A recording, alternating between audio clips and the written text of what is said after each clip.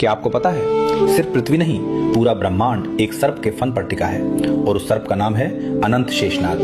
पुराणों के अनुसार ब्रह्मांड में 14 लोक हैं, 7 ऊपर और 7 नीचे, और ये सभी लोग शेषनाग के फनों पर टिके हुए हैं। शेषनाग स्वयं टिके हैं भगवान विष्णु के कूर्म अवतार पर, जो क्षीर सागर में योग निद्रा में विराजमान है। भगवान विष्णु की नाभि से एक दिव्य कमल निकलता है और उसी कमल पर ब्रह्मा जी विराजते हैं। पुराण कहते हैं 14 लोक उसी कमल की डंठल में स्थित हैं। अब चलिए जानते हैं हर एक लोक को एक एक करके। सबसे ऊपर है ब्रह्मलोक, जहां मां सरस्वती के साथ ब्रह्मा जी निवास करते हैं।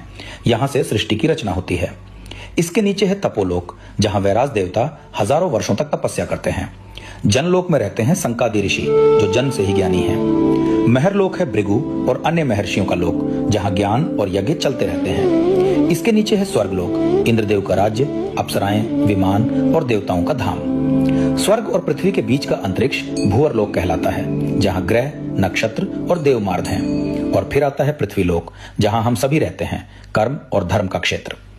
पृथ्वी के नीचे पहला लोक है अतल, जहां मैदानव के पुत्र का शासन है।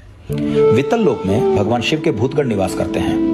सुतल लोक है राजा बलि का राज्य, जो भगवान वामन को समर्पित है। तलातल लोक में रहते हैं माय दानव, दानवों के विश्वकर्मा। महातल लोक में करोड़ों नाग जाति निवास करती है। रसातल लोक है दैत्य और असुरों का अंधकारमय क्षेत्र। सबसे नीचे है पाताल लोक, जहां नागों और दैत्यों की गहरी गुफाएं हैं, और इनके भी नीचे लाखों नरकलोक माने गए हैं।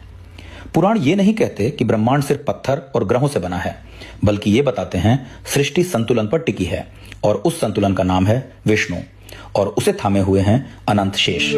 जब तक शेष हैं, तब तक सृष्टि है। अगर आपको यह ज्ञान शक्तिशाली लगा तो लाइक करो, फॉलो/सब्सक्राइब करो और कमेंट में लिखो ओम नमो नारायणाय।